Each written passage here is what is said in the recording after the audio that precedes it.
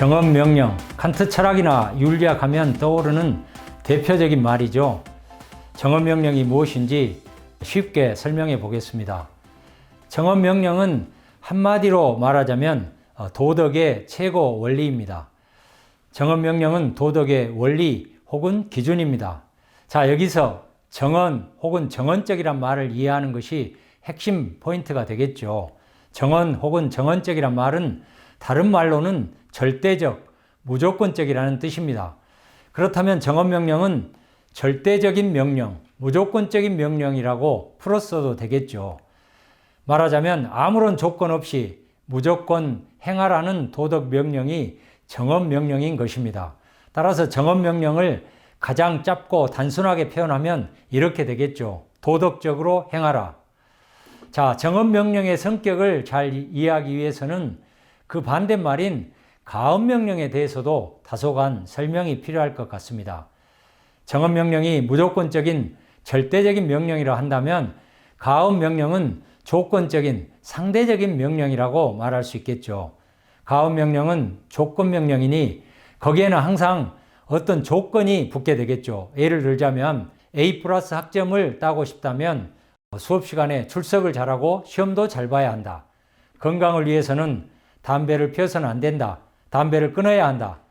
여기서 A+ 학점이나 건강이라는 조건 혹은 행위의 목적이 제시되고 그것을 달성하기 위해서 필요한 어떤 행위가 요구되는 것이죠.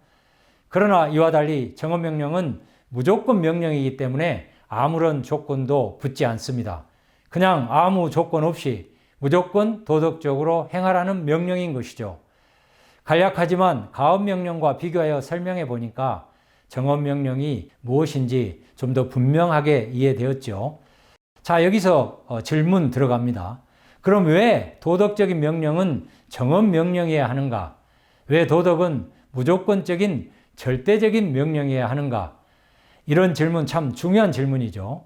인간에게 도덕의 요구나 명령은 인간이란 존재가 본성적으로 갖고 있는 어떤 특성과 관련이 있는데요. 신이 아닌, 그렇지만 동물도 아닌 인간의 특성, 즉 인간은 불완전하고 유한한 존재라는 특성과 관련되어 있습니다. 인간은 불완전하고 유한하고 결핍이 많은 존재입니다. 그렇지만 인간은 또한 이성적 존재로서 합리적으로 행위하고 도덕적으로 행위할 수 있는 그런 존재입니다. 물론 인간은 항상 도덕적으로 행하는 존재는 결코 아니죠. 그래서 도덕적인 명령은 도덕적으로 행할 수 있고 또 도덕적으로 행하지만 항상 그렇게 도덕적으로 행하지 않는 그런 존재인 인간, 그런 존재인 인간에게 어떤 명령으로, 어떤 요구로 주어지는 것입니다. 도덕적으로 행하라, 무조건 도덕적으로 행하라. 이처럼 정언명령은 인간의 이러한 이중적인 특성과 깊게 관련되어 있다고 하겠습니다. 다음과 같은 질문을 던져보면 왜 정언명령인가를 좀 더 분명하게 이해할 수 있습니다. 인간이 아닌 신에게도 도덕명령이 타당할까요? 신에게도 도덕이 필요할까요? 전혀 그렇지 않지요. 신은 초인간적인 완전한 이성적 존재입니다. 완전한 존재인 신은 도덕 법칙을 따르거나 도덕 명령에 복종할 필요가 없는 그런 존재이죠. 왜냐하면 신이라는 존재의 개념적 특성 때문에 그렇습니다. 신은 존재와 당위, 사실과 가치, 주관과 객관, 의역과 당위가 일치하는 완전한 존재이기 때문에 사실 신에게는 도덕이 설 자리가 없고 도덕이 필요하지도 않습니다. 완전한 이성적 존재인 신에게는 어떠한 도덕적 명령도 타당하지 않는 것입니다. 어쩌면 신은 그 자체로 도덕적 존재이고 완전선의 존재일 수밖에 없겠죠. 그래서 도덕은 인간만의 일인 것입니다. 인간지사인 셈이죠. 도덕이 인간만의 일인 까닭은 한마디로 인간의 유한하고 불완전한 그런 본성 때문에 그렇습니다. 왜 도덕적인 명령은 무조건적인 절대적인 명령, 즉 정언명령이 되는지 이제 좀 이해가 되었을 것입니다. 그런데요, 정언명령이 하나만 있으면 좋을 텐데요. 칸트는 정언명령을 여러 가지 표현 방식을 동원하여 정언명령의 다양한 정식들을 제시했는데 물론 그것은 정언명령을 다양한 관점에서 설명하기 위한 의도 때문에 그렇게 한 것입니다. 최소한 칸트는 정언명령의 정식들이 각기 표현 방식은 다르지만 내용적으로는 차이가 없다고 말했습니다.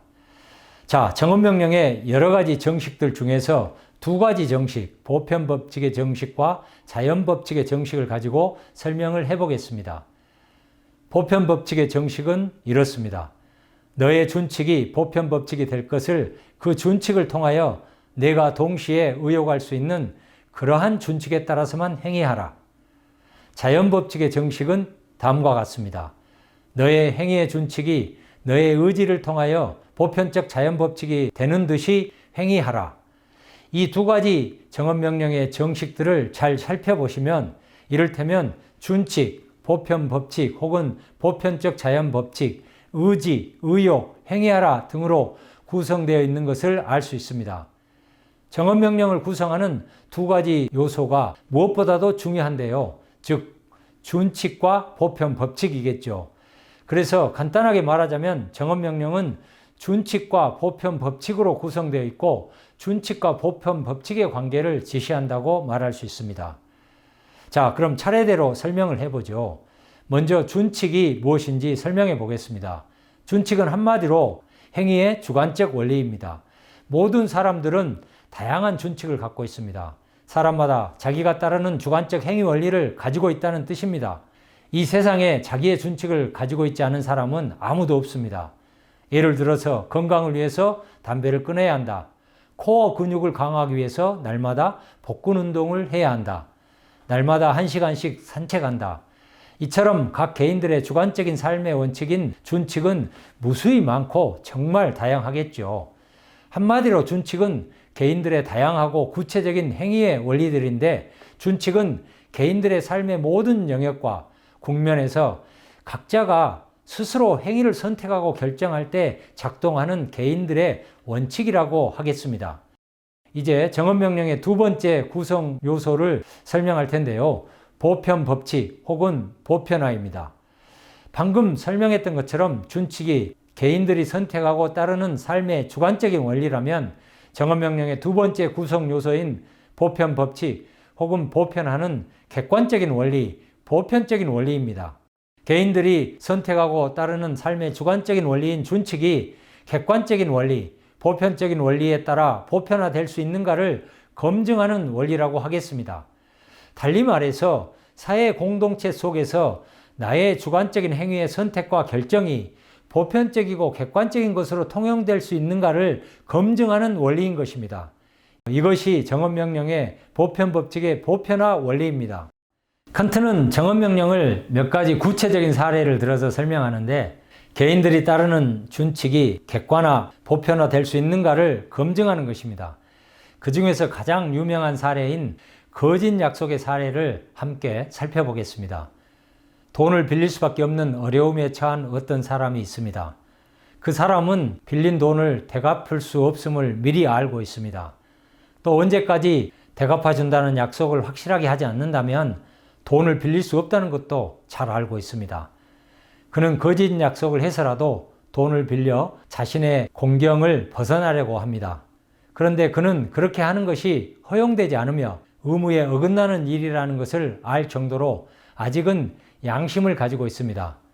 그 사람이 거짓 약속을 해서라도 돈을 빌리기로 결심한다면 그의 주관적 행위 원리인 준칙은 이렇게 될 것입니다.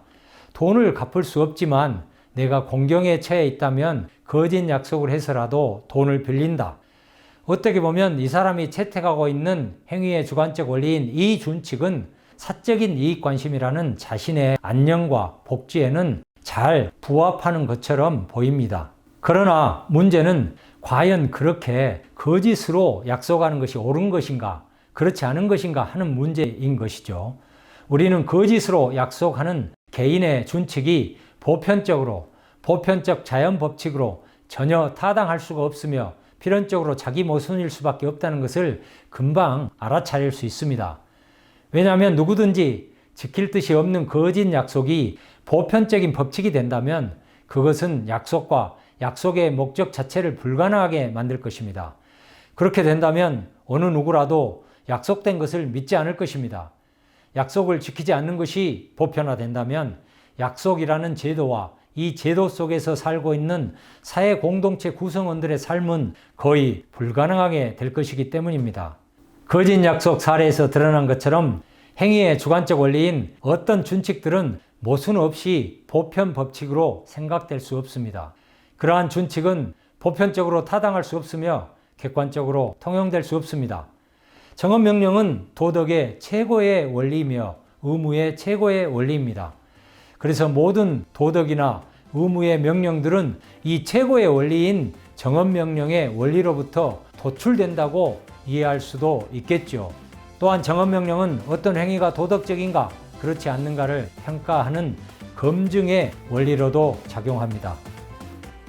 경청해 주셔서 감사합니다.